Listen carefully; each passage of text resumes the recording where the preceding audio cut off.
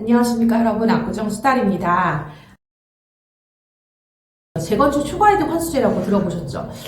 내가 새로 재건축을 하면 나중에 짓고 나서 세금을 내야 된다고 하는데 도대체 얼마나 내야 되냐? 새로 아파트를 지었어요. 주변 아파트 시세보다 조합원 1인당 3천만 원 이상의 수익이 나왔다라고 하면은 그 부분에 대해서 뭐 10%, 20%, 30% 이렇게 돈을 낸다라고 하는데, 요번에 법안이 바뀌었대요. 원래 기존에 3천만 원에서 8천만 원 이하는 안 내고, 구간도 원래 2천씩 오를 때마다 10%씩 계속 부과했어요. 이거를 5천만 원 구간으로 구간도 상향을 했다고 합니다. 8천 이하는 안 내고 8천만 원 이상 수익이 났을 때는 돈을 내는데 10%를 냈다라고 하고, 거기서 플러스 5천만 원을 더 더해서 1억 3천이 됐을 때 다시 또 10%에 10%인 20%를 내고, 이렇게 순차적으로 올라갈 수 있도록 구간도 늘려줬다고 합니다. 그리고 또 하나 좋은 소식, 20년 이상 소유하신 분들은 최대 부담금의 70%까지도 깎아준다고 합니다.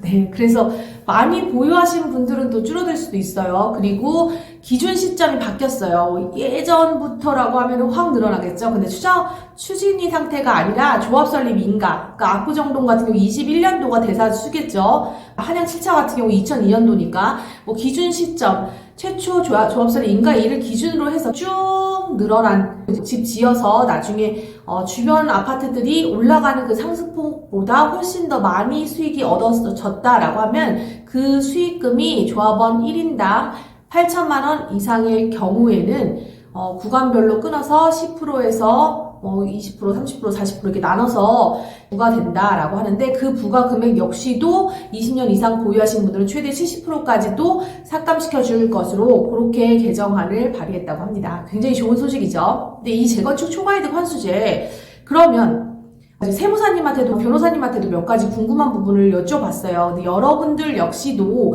요 재건축 초과이득 환수제 관련돼서 궁금하신 부분 있으시면은 댓글로 남겨주세요. 여러분들이 궁금하신 부분에 대해서 또 법률 전문가와 세금 전문가와 함께 이야기를 나누는 거기 때문에 여러분들의 질문이 또 필요합니다. 흥미로운 주제로 여러분들 대다수가 궁금해할 만한 궁금증을 제시를 해주시면은 답변 드리는 형식으로 영상 제작하는데 많이 도움이 될 것 같네요.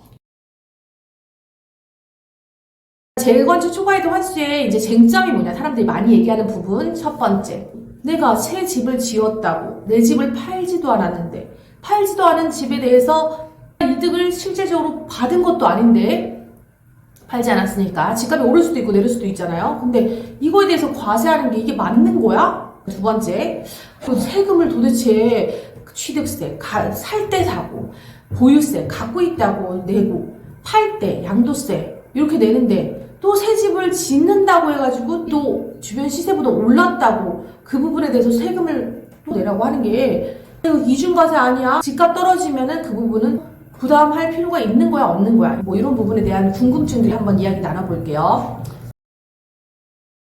일단은 헌법재판소의 판결이 있습니다. 92헌바 49 결정을 근거로 아무런 문제가 되지 않는다고 주장을 해요. 위헌 부분에 대해서.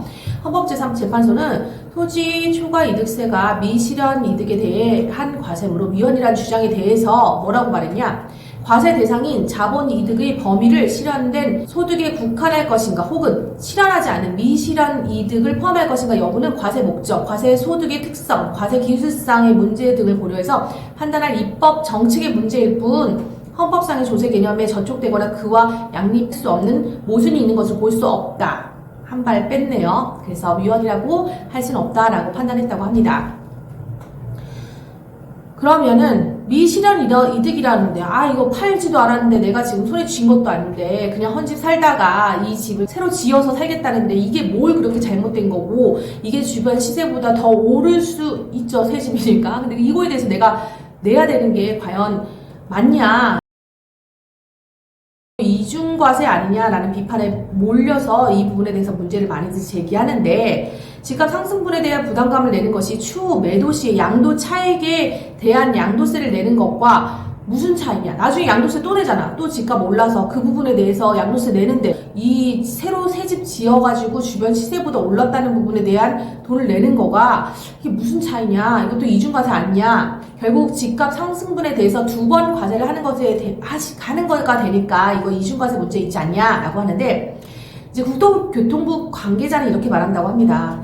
양도소득세를 산정할 때 재건축 부담금은 필요 경비로 인정해서 공제되기 때문에 문제되지 않는다라고 해요. 예를 들어서 취득 시에 5억이던 아파트가 팔 때는 10억이 됐다. 그럼 5억이라는 이제 이득이 있잖아요. 거기에서 또 뭘 차감하냐면 취득세, 부동산 수수료, 그 다음에 중개수수료, 등록세 등을 해가지고 1억을 지출했다라고 하면 이 금액을 빼줘요. 그럼 결국에는 나는 그 부분도 냈으니까 내 차익은 10억에 팔지언정 5억에 사고 그 외에 기타 비용까지 포함해서 6억이라는 지출 비용이 나갔으니까 4억만 양도 차익이다라고 계산하듯이 여기에 들어가는 필요 경비에 이 재건축 초과이득 환수제 금액을 넣을 거니까 이중과세라고 할 수가 없다라고 얘기를 해요. 근데 이 부담금이 4억이 넘으면 그럼 어떻게 돼요?